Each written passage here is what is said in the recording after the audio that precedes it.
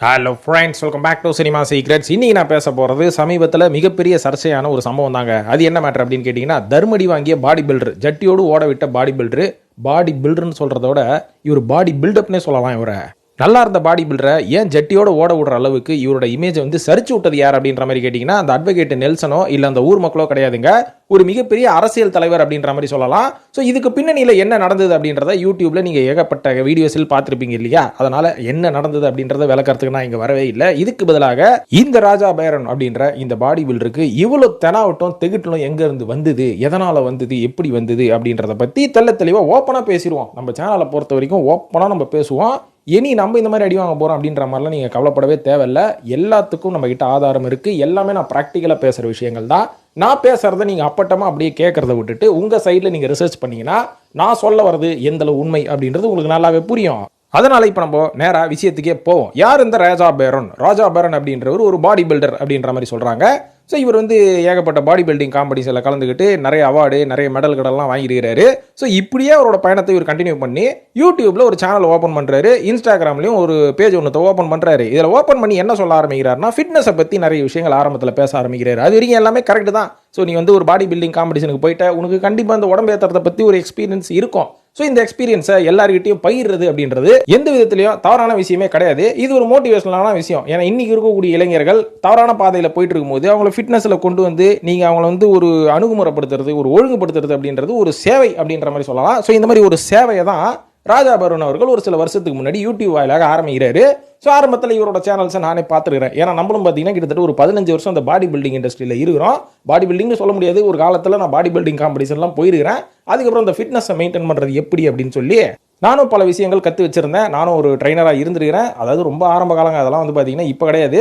இந்த சின்ன வயசில் ஒரு அரும்பு வயசில் நம்மளுக்கு ஒரு ஆர்வம் வரும் பார்த்தீங்களா, உடம்பு ஏற்றணும்னு சொல்லி இந்த ஆலவந்தான் படம் பார்க்குறது, அர்னால்டு படம்லாம் பார்த்து நம்மளும் ஜிம்முக்கு போகிறோம். அதுக்கப்புறம் ஒரு காலகட்டத்துக்கு அப்புறமா ஜிம்முக்கு மட்டுமே போயிட்டு உடம்பை மட்டுமே ஏற்றிட்டு இருந்தால் என்ன ரவுடியாக ஆக போகிறோம், இதில் ஏதாவது ஒன்று சாதிக்கணும்னு சொல்லி நம்ம ஒரு பாடி பில்டிங் அப்படின்ற வேற ஒரு டைமென்ஷனில் இறங்குறோம், காம்படிஷனில் போகிறோம், வின் ஆகிறோம். அதுக்கப்புறம் இது வந்து நம்ம ஒரு பொழப்பாக எடுத்துகிட்டு போகிறதுக்கு பதிலாக இது வந்து நம்மளோட லைஃப்பில் ஒரு பார்ட்டாக வச்சு நம்ம உடம்போட ஹெல்த்தை மெயின்டைன் பண்ணுறதுக்கு இந்த பாடி பில்டிங் அப்படின்ற பேரில் நம்ம ஃபிட்னஸை மெயின்டைன் பண்ணுறோம். ஸோ இந்த ஃபிட்னஸை மெயின்டைன் பண்ணிக்கிட்டு உடம்பை நல்லா வச்சுக்கிட்டு நம்மளோட கெரியரை பாடி பில்டிங்லேருந்து நம்ம பிரோஜனமான வேற ஒரு துறையில் மாற்றுவோம் அப்படின்னு சொல்லி மாற்றி தான் நம்ம மீடியாவில் வந்து இன்னைக்கு பல விஷயங்கள் நம்ம செஞ்சுட்டு இருக்கோம் அப்படின்றது நம்ம சேனலில் பல வருடங்களாக ஃபாலோ பண்ணக்கூடிய நம்ம நண்பர்களுக்கு நல்லாவே தெரியும். ஸோ ராஜாபரன் அவர்களும் இந்த மாதிரி ஒரு சில வருஷத்துக்கு முன்னாடி ஒரு பாடி பில்டராக இருந்து அதுக்கப்புறம் யூடியூப் சேனல் வாயிலாக நிறைய ஃபிட்னஸ் சீக்ரெட்ஸ், நிறைய ஃபிட்னஸ் டிப்ஸ் எல்லாம் கொடுத்துனுங்கிறாரு. இந்த ஃபிட்னஸ் டிப்ஸ் ஒரு படி மேலே போய் என்ன பண்ணுறாருன்னா, சில சர்க்கஸ் வேலைகள்லாம் செய்ய ஆரம்பிக்கிறாரு. எப்படின்னு பார்த்தீங்கன்னா, அந்த லாரியை கயிறு கட்டி இழுக்கிறது, அதுக்கப்புறம் 40 கிலோமீட்டர் ஸ்பீடில் வந்து இந்த சிறுத்தை கூட போட்டி போட்டுன்னு ஓடுற அளவுக்கு இவர் ஓடுறது, அதுக்கப்புறம் ராஜராஜ சோழ மாதிரி இப்போ அப்படியே வேஷம்லாம் போட்டுக்கின்னு தலைப்பெல்லாம் கட்டிக்கிட்டு வாய் சண்டை தான் போட தெரியும் அவருக்கு. வால் சண்டை போட தெரிஞ்ச மாதிரி வாழை வச்சு அப்படி இப்படி சுற்றிக்கிட்டு போஸெல்லாம் கொடுத்துட்டு இருந்தாரு. இதுக்கும் மேலே ஒரு படி மேலே போய் என்ன தெரியுங்களா பண்ணாரு, ராயல் என்ஃபீல்டு பைக்கை ஷோல்டரில் வச்சுன்னு சுற்றின்னு இருந்தாரு. இதையும் தாண்டி குதிரை மேலே பயணம் பண்ணுறது, குதிரை ஓட்டுறது, என்னென்னமோ பண்ணிட்டு இருந்தாரு. ஏமா பாடி பில்டருக்கும் இதுவும் என்ன சம்மந்தம்? யோ, என்னதான் உன் இன்டென்ஷனு? நீ வந்து ஒரு ஃபிட்னஸ் டிப்ஸ் கொடுத்துன்னு இருந்த, அதையும் நீ கண்டினியூ பண்ணியிருந்தனா நீ அதிலே வந்து ஒரு மிகப்பெரிய சூப்பர் ஸ்டார் ஆயிருப்போ. உனக்கு ஏகப்பட்ட செலிபிரிட்டிஸ் வந்திருப்பாங்க, அவங்களுக்கு நீ ட்ரெயின் பண்ணி நீ ஒரு செலிபிரிட்டி ட்ரெயினராக கூட மாறி இருக்கலாம். ஆனால் உன்னோட நோக்கம் அது மாதிரி தெரியலையே, வேற ஏதோ ஒரு நோக்கம் மாதிரி தெரியுது அப்படின்ற மாதிரி அன்றைக்கி எனக்கு டவுட் வந்துருச்சு. ஆனால் அந்த டவுட்டை நான் எப்படி பார்த்தேன்னு பார்த்தீங்கன்னா, சரி உடம்பெல்லாம் வச்சிருக்கிறாரு மனுஷன், தென் மாவட்டத்தில் இருந்து வராரு, அதனால சினிமாவில் நடிக்கிறது ஏதாவது ட்ரை பண்ணுறாரு போல இருக்குது. சரி ஓகே, அப்படியே உள்ளே பூந்து சினிமாவில் கொஞ்சம் வில்லன், அதுக்கப்புறம் கொஞ்சம் அமெரிக்க மாப்பிள்ளைகள், அப்படியே கொஞ்சம் லைட்டாக அப்படியே வந்து ஹீரோவாக மாறுறதுக்கான வாய்ப்புகள் கூட இருக்குது. யார் வேணாலும் சினிமாவில் ட்ரை பண்ணலாங்க, இவர் தான் வரணும், இவர் தான் வரக்கூடாது அப்படின்ற மாதிரிலாம் இல்லை. ஸோ அந்த மாதிரி சினிமாவில் தான் பார்ட்டி ஏதோ ட்ரை பண்ணுது போல இது. அதுக்கு தான் இதுக்கிட்ட இருக்கிற திறமையா இது இந்த மாதிரி இன்ஃப்ளூயன்ஸ் பண்ணி சோசியல் மீடியாவில் வெளில நிற்குது அப்படின்ற மாதிரி நான் நினச்சேன். இதுக்கப்புறம் போக போக பார்ட்டியோட பில்டப் ஓவராக போய் நிற்குது.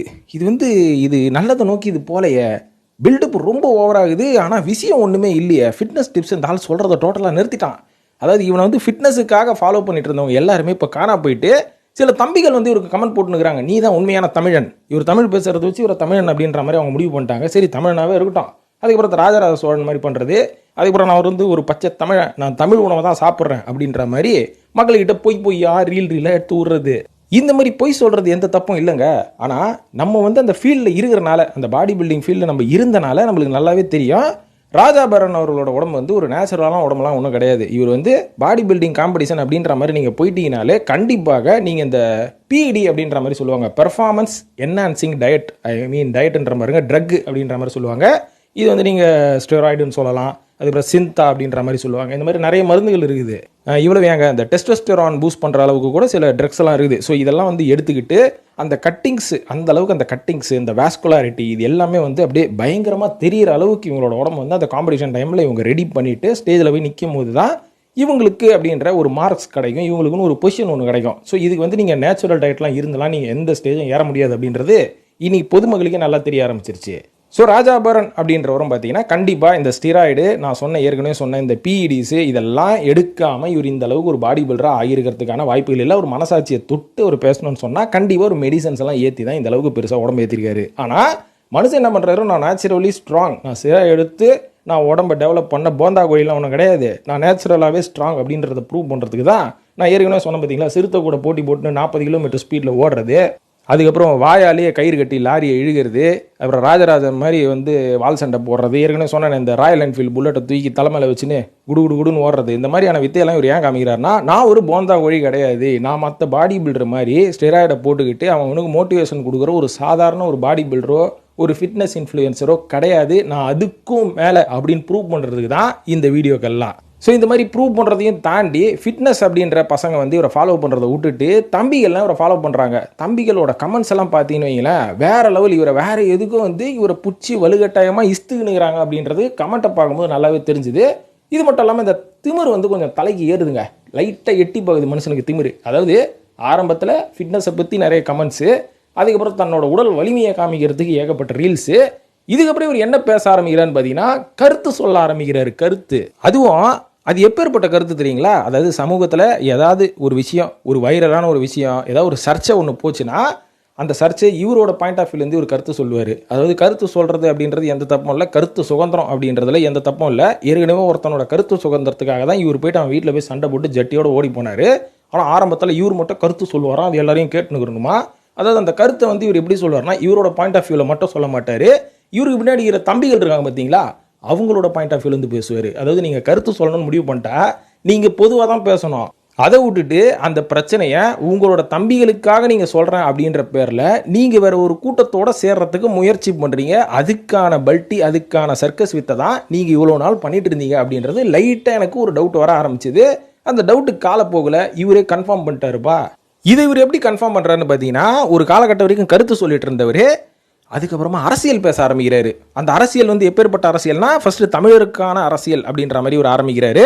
அதுக்கப்புறம் நம்மள மாதிரி தமிழர்களுக்கான ஒரு அரசியல் அப்படின்ற மாதிரி பேச ஆரம்பிச்சு அப்பட்டமா இவர் யாரோட சப்போர்ட்ரு அப்படின்ற மாதிரி காமிக்கிறாரு. அதாவது இவரை மாதிரி ஆட்கள் தான் அந்த கட்சியினரை வந்து தேர்ந்தெடுத்து நீங்களாம் நம்ம கட்சியில் இருக்கணும் அப்படின்ற மாதிரி அந்த கட்சி தலைவரை மேடை மைக்க பிடிச்சி பேசிட்டு இருப்பாரு. அதாவது அந்த கட்சி தலைவர் எந்த கட்சி தலைவராக இருந்தாலும் முதல்ல என்ன பேசுவாங்க, ஒரு மேடையில் போய் நின்ன உடனே என்ன பேசுவாங்க, அரசியல் தலைவர்களை இளைஞர்கள் பின்பற்றணும், நீ வந்து இந்த அரசியல் தலைவரை பற்றி படி, நீ அந்த அரசியல் தலைவரை பற்றி படி, தெரிஞ்சுக்கோ, பகுத்தறிவை வளர்த்துக்கோ, அதாவது உடம்பை ஃபிட்டாக வச்சுக்கோ அப்படின்றது நல்ல விஷயம் தான், உடம்பை ஃபிட்டாக வச்சுக்கோன்னு சொல்லலாம். நல்லா படியா, ஃபஸ்ட்டு அரசியலை படியா அப்படின்ற மாதிரி தான் எந்த ஒரு அரசியல் தலைவராக இருந்தாலும் மேடையில் மைக்க பிடிச்சி பேசுவாங்க. ஆனால் இவர் மட்டும் என்ன தெரியுமா சொல்லுவார், நேராக மாட்டுக்கறி கடைக்கு போ, 2 கிலோ கறியை வாங்கு, நல்லா சாப்பிட்டுட்டு ஜிம்முக்கு போய் அடிச்சு உன் ரெக்கையை வளர்த்துக்கின்னு அப்படி கையை தூக்கின்னு புஷ்பா படத்தில் வர மாதிரி நடந்துப்போம் அப்படின்வாங்க. இது மாதிரி எந்த ஒரு அரசியல் தலைவராச்சும் அவங்களோட பிள்ளைகளை, அவங்களோட இளைஞர்களை, அவங்களோட தொண்டர்களை இப்படி மோட்டிவேட் பண்ணுவாங்களா? இந்த மாதிரி நீ ரெக்கையை விரிச்சு நடக்கிறனால நாட்டில் என்ன நடக்க போகுது, என்ன வளர்ச்சி திட்டங்கள் வரப்போகுது, உன்னோட அரசியல் கட்சி ஆட்சிக்கு வந்தால் என்ன மாற்றங்கள் வரும், ரவுடி பசங்களும் அடிதடி காரணங்களும் தான் அதிகமாவானுங்க. ஆனால் இவர் அவர்களோட தொண்டர்களை இப்படி தான் அவர் மோட்டிவேட் பண்ணுவார். இதை கூட எல்லாம் நம்பிக்கின்னு இவரை ஃபாலோ பண்ணிருப்பானுங்க. ஸோ பாருங்களேன், இவங்க கிட்டெல்லாம் வந்து ஆட்சி போச்சு அப்படின்னா நாடு என்ன நிலைமைக்கு போகும் அப்படின்றத நீங்கள் கொஞ்சம் யோசிச்சு பார்க்கணும். அதே மாதிரி பார்த்தீங்கன்னா இந்த பாடி பில்டர்ஸ் எல்லாமே ரொம்ப ஸ்ட்ராங்கானவங்களா, பாடி பில்டிங்கை வந்து நீங்கள் ஏன் கொச்சையாக பேசுகிறீங்க அப்படின்ற மாதிரி கண்டிப்பாக சில பேர் வந்து கமெண்ட்டில் கேட்பீங்க. ஸோ நான் அந்த ஃபீல்டில், அந்த இண்டஸ்ட்ரியில் நான் இருந்தனாலும் சொல்கிறேன், இதை ஒரு ஸ்போர்ட்டாக யாரும் எடுத்துகிட்டு மோட்டிவேட் பண்ணிக்கிட்டு இந்த ஸ்போர்ட்டில் நீங்கள் இறங்குறதுக்கு நீங்கள் வந்து நிறைய காசு வச்சுக்கிறீங்களா அப்படின்றத முடிவு பண்ணிக்கோங்க. ஏன்னா இதுவும் ஒரு ஸ்போர்ட்டு தான், இதில் யாருமே இறங்க வேண்டாம் அப்படின்னு சொல்கிறதுக்கான உரிமை எனக்கு இல்லை. ஏன்னா அது அவங்களோட தனிப்பட்ட விஷயம். ஸோ ஃபிட்னஸ் அப்படின்ற ஒரு விஷயத்தில் நீங்கள் இறங்குறதுல எந்த தப்புமே கிடையாது. ஃபிட்னஸில் நீங்கள் இறங்கி உங்கள் உடம்பை நீங்கள் ஃபிட்டாக வச்சுக்கிட்டிங்கன்னா நிறைய வியாதிகள்லேருந்து, இன்றைக்கி இருக்கிற காலகட்டத்தில் நிறைய வியாதிகள்லேருந்து நீங்கள் தப்பிக்கலாம். உங்களோட உணவு முறை ஆட்டோமேட்டிக்காக ஒழுங்காகும். இந்த ஜங்க் ஃபுட்டெல்லாம் நீங்கள் அவாய்ட் பண்ணிவிட்டு நேச்சுரலாகவே உங்கள் சைக்கலாஜிக்கலாகவே நீங்கள் நல்ல உணவை சாப்பிட ஆரம்பிச்சிருவீங்க. அதுக்கப்புறம் தீய பழக்கம் அப்படின்றது யாருமே தொட்டு பார்க்காம வெளில வர முடியாது. நான்லாம் தொட்டதே இல்லை தெரியுமா அப்படின்ற மாதிரி சொல்கிறவனுக்கு பின்னாடி வேறு ஒரு வித்தியாசமான ஒரு அடிக்ஷன் இருக்கும். அடிக்ஷன் இல்லாத மனுஷன் கிடையாது. நான் வந்து டீ டோட்டலர்னு சொல்கிறவன் வேற ஒரு விஷயத்தில் சரியான மொல்ல மாதிரியாக இருப்பான். அதனால் எல்லாருமே யோகியம் கிடையாது. அதாவது இந்த ஃபிட்னஸில் இருக்கிறவன் எந்த கெட்ட பழக்கமாக இருந்தாலும் அதை தொட்டுட்டு அதிலிருந்து எப்படி வெளில வரணும் அப்படின்ற ஒரு தன்னம்பிக்கை ஃபிட்னஸில் இருக்கிறவனும் இருக்கும். அதனால் ஃபிட்னஸ்ன்றது உங்களை தற்காத்து கொள்வதற்கான ஒரு நல்ல கேடயம் அப்படின்ற மாதிரி சொல்லுவேன். அதாவது அந்த ஃபிட்னஸ் அப்படின்றதால நீங்கள் இருங்க. ஆனால் பாடி பில்டிங்கை ஒரு ஸ்போர்ட்டாக எடுத்து நீங்கள் பண்ணுறீங்கன்னா கண்டிப்பாக உங்ககிட்ட நிறைய பணம் இருக்கணும். அதே மாதிரி ஒரு பணத்துக்காகவும் உங்களோட கெரியர் குரோத்துக்காகவும் இந்த இண்டஸ்ட்ரிக்குள்ளே போகாதீங்க. இன்னைக்கு வந்து ஏகப்பட்ட பேர் பாடி பில்டிங்கை நோக்கி பல பேரை வந்து டைவர்ட் பண்ணுங்கிறாங்க இன்ஃப்ளூயன்சர்ஸ் அப்படின்ற பேரில். இதெல்லாம் 10 பைசாவுக்கு பிரயோஜனமே கிடையாது. ஏன்னா எனக்கு தெரிஞ்சு நிறைய பேர் இந்த இண்டஸ்ட்ரியில் இருக்கிறவங்க மிகப்பெரிய லெவலில் மிகப்பெரிய வெல்த் அடைஞ்சவங்களும் கிடையாது. மிகப்பெரிய லெவலில் வந்து அவங்க வந்து ஃபிட்டாக இருந்ததும் கிடையாது. மிகப்பெரிய லெவலில் அவங்களோட ஹெல்த்தை இம்ப்ரூவ் பண்ணதும் கிடையாது. ஒரு காலத்துக்கு அப்புறமா நீங்கள் இந்த இண்டஸ்ட்ரிக்குள்ளே போகிறதுக்காக நீங்கள் எவ்வளோ மெடிசன் எடுக்கிறீங்களோ அது எல்லாமே உங்களுக்கு பேக் ஃபயர் ஆகும் ஒரு சில வருஷத்துக்கு அப்புறம். அதுக்கப்புறம் அதுக்கு நீங்கள் ஓடுறதுக்கே உங்களுக்கு போதும் ஆகும். அதாவது நான் அந்த காலத்து பாடி பில்டர்ஸை பேசலை.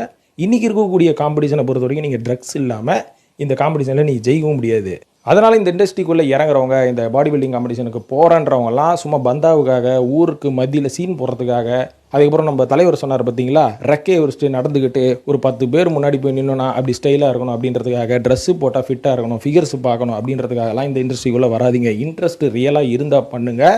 இந்த மாதிரி ஷோ ஆஃப் பண்ணுறதுக்கு பாடி பில்டிங்குள்ளே வராதிங்க அப்படின்றத நான் சொல்லிப்பேன். ஸோ விஷயத்துக்கு வரேன். அந்த மாதிரி நம்ம போந்தா கோழி இருக்கார் பார்த்தீங்களா, நம்ம போந்தா கோழி அவரை ஸ்ட்ராங்குன்னு காமிச்சிக்கினாரு. அதுக்கப்புறம் வந்து ஒரு அறிவுரை கூறக்கூடிய அளவுக்கு ஒரு தந்தை ஸ்தானத்தில் இருக்கிறவர்னு காமிச்சிக்கினாரு. அது ஒரு அரசியல் பேச ஆரம்பித்தார். இப்போ தன்னை ஒரு அரசியல் கூட்டத்துக்குள் நுழைத்தும் கொண்டார். நான் ஒரு அரசியல்வாதி அப்படின்ற மாதிரி ஆகிக்கிட்டார். ஸோ இப்போ என்னங்க, நம்மளுக்கு ஒரு பப்ளிக் இமேஜ் வந்துருச்சு. இனிமேல் அதை வந்து மணியாக கன்வெர்ட் பண்ணணும், பிஸ்னஸாக கன்வெர்ட் பண்ணணும் இல்லையா?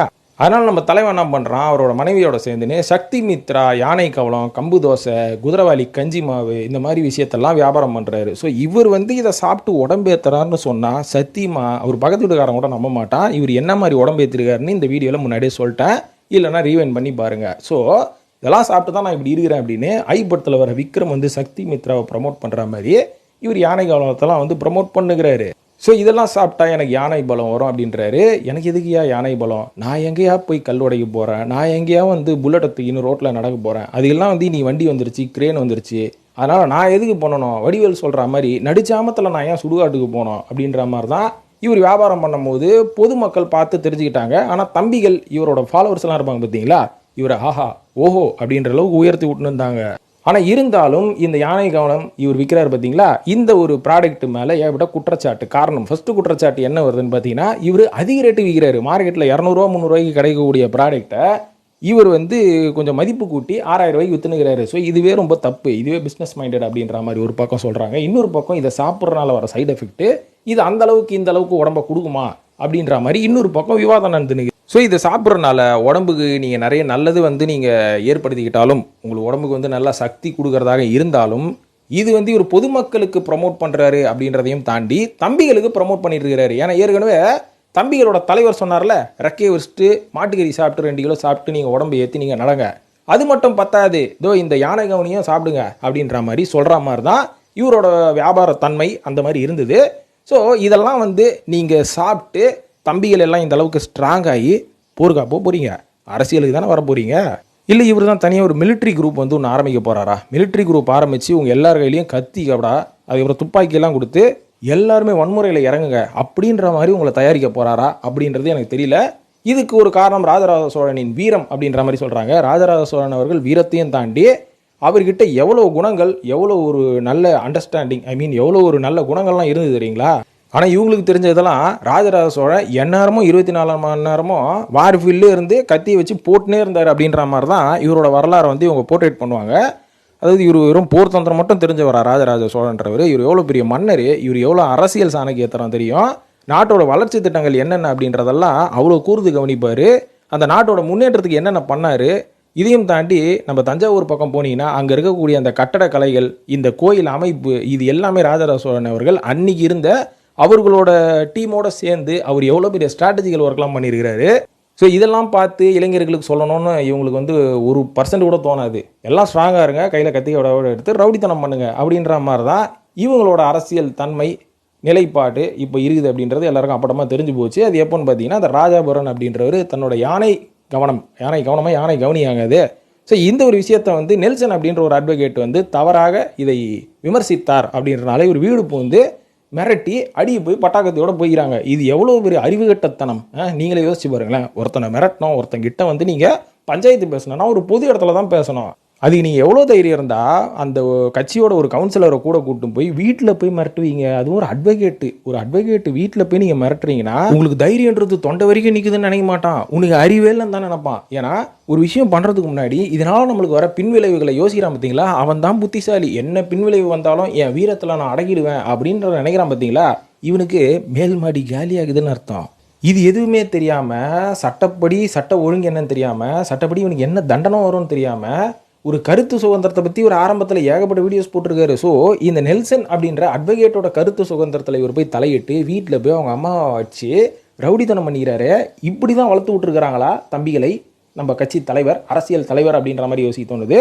ஸோ இது வந்து ராஜா பேரன் அப்படின்ற இந்த ஒரு ஆளோட போகிறது கிடையாது. நமக்கு தெரிந்த வரைக்கும் ராஜா பேரன் அப்படின்றவர் ஒரு சோஷியல் பர்சனாலிட்டி, எல்லாருக்கும் தெரிஞ்ச ஒரு ஆள்.